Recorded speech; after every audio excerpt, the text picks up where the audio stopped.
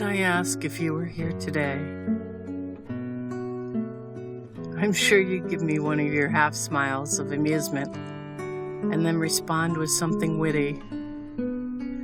I laughed so often when I was with you. I found such comfort in your company and enthrallment in your stories. Perhaps I sensed even then how precious, how fleeting those moments would become. When I first saw Phantasm, I was terrified, yet mesmerized by your acting. Nightmares plagued me afterwards. There was something so haunting and charismatic about your character. I wondered how much was the tall man and how much Angus Scrimm. I composed my first letter to you in 1979. I was just 14, and you responded immediately. The joy I felt that day was unforgettable. The tall man wrote me. Trepidation soon followed. He knows where I live. A year later, you wrote me unexpectedly. And then again, 3 months later, my parents were astonished. I felt like the luckiest kid in the world. I kept grinning. I'm friends with the tall man. On Lincoln's birthday in 1981, my father, perplexed, silently handed me the telephone. I frowned at the voice on the other end and asked, "Grandpa?" I heard the tall man's chuckle. An amused voice responded, "No, this is Angus Scrimm." I nearly dropped the phone. 5 months later, during our lunch at the famous Ambassador Hotel, you confided that I was the first female fan to write you, and that the experience was as new to you as it was to me. You were both delighted and baffled by your sudden cult stardom. In reality, you were a soft-spoken, Grammy Award-winning writer. This shined through in each of your eloquent letters. No matter where I was in the world, your thoughtful missives continued to arrive. Each mailing was a carefully typewritten masterpiece. I counted 43 letters over a period of 3 decades. Do you remember in 2014 when I mailed copies back to you each day for 2 months? You were so touched to experience all those cherished memories once again. The month you passed away, fans the world over reached out to me and shared your letters. Many of these have been framed treasures in their Phantasm collections. So many lives were enriched by your words. You had a gift for discerning and nurturing the very best in others, and you treated each correspondent as the most important person in your life. Certainly, we felt the same about you. If I could send you one more letter, what would I write? I would tell you that your passing has left such a hole in my life.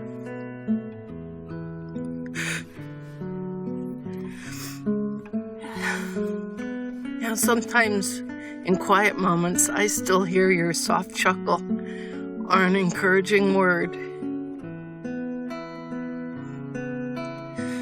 That occasionally I sense you there at my side, and it comforts me.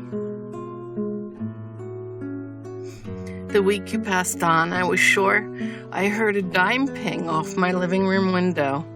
I smiled because this had always been your calling card whenever you were on an evening walk and would surprise me with a visit. You stood so tall in my doorway, often with a dog or 3 in tow. How you loved your canine children, Rory.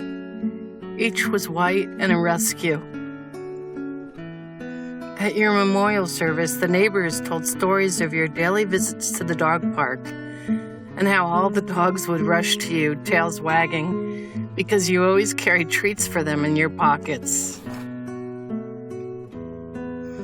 Do you remember little Julia? You went out to get the newspaper and found a tiny kitten on your front lawn. She joined your little family.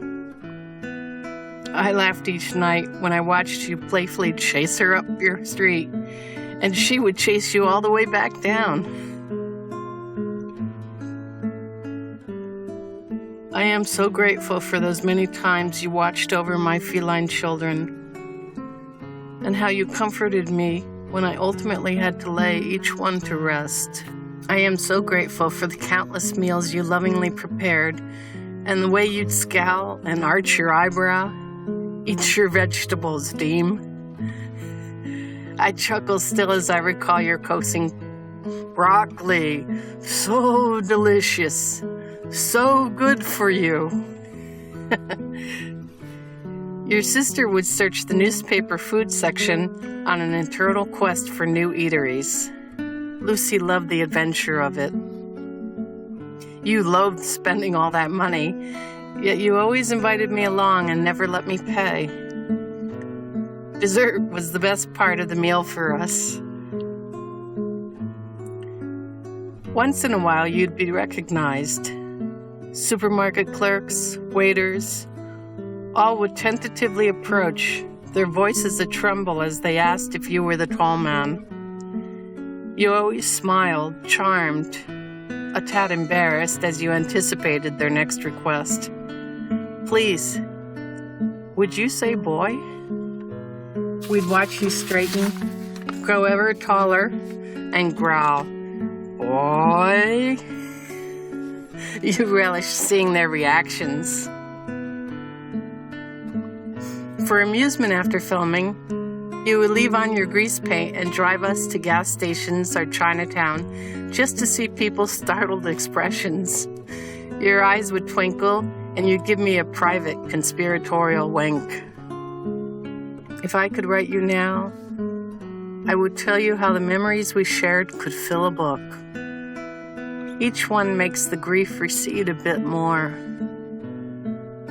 I remember the first time you rounded a warehouse corridor, striding towards me, resplendent in your tall man costume and boots. I remember strolling under streetlights late at night, your voice so near, whispering, "Cut me down, boy. Cut me down." I remember alone at the park with you in the foggy twilight gloom, listening as you recited Poe's The Raven. I remember practicing an alias interrogation scene together at my home computer. I remember the white hammer Rio porch, peering over Baldwin's left shoulder as you handed us a glass. "Let me offer you some lemonade."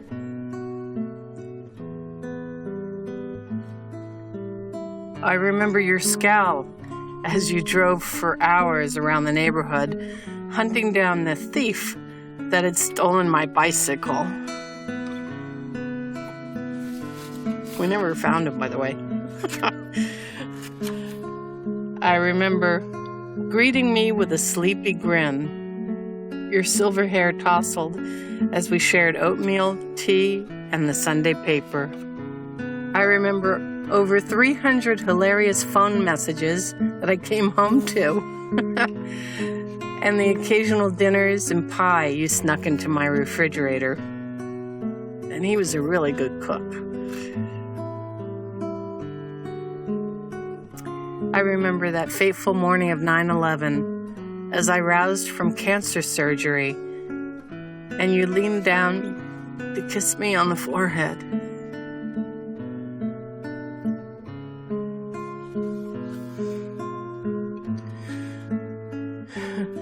During your final convention appearances, you honored me from stage. Before packed audiences, you would extol my contributions to the Phantasm films. Truly, it was you that deserved the praise. In awe, I would whisper, "I can't believe he just did that." A convention moderator confided, "He does that even when you're not here." Tears sprang to my eyes. This showed the remarkable caliber of gentleman that you were in life, Rory. Gracious, generous, dapper, brilliant, humorous, and talented. You were a tall man in so many ways. You told me once how nervous you were when Phantasm first screened before test audiences because you feared how they would perceive you. You even broke out in hives. Yet you bravely sauntered out before a teeming crowd to that first acclaim. As years passed, you never ceased to exclaim how many people simply wanted to hug you. What I wouldn't give for just one final hug.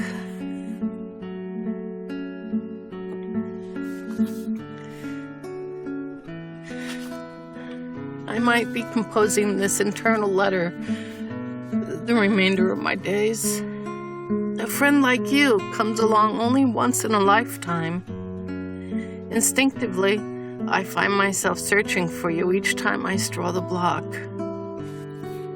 Sometimes I'm sure you're just behind me, and I turn, puzzled to see the sidewalk empty. Slowly I learned that although you're incorporeal, you still live on. You are in all those wonderful moments on celluloid. Your visage peers out from t-shirts, posters, and magazines. Your words linger on the back jackets of countless record albums. Surely you're at the corner of Hollywood and Vine as I gaze up at the Capitol Records Tower. I imagine you still riffling through those third-floor file cabinets so busy with your editorial duties. You are obscured by throngs of tourists that gather in the courtyard of Man's Chinese Theater. When I close my eyes, I see the cameras flashing as we walk arm in arm down the red carpet, you dressed as Jebediah Morningside. Elvira reaches out to greet us. That was a cool night. Near your home, I envision your hidden glee as you snatch nasturtium flowers from a neighbor's bush, your furtive grin as you happily munch the orange petals.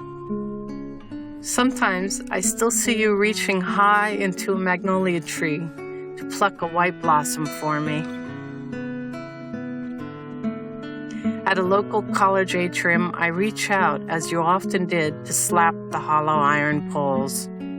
The notes that resonate always make me smile. These moments bring balance and hope. You are still here. Angus Scrimm, Lawrence Rory Guy.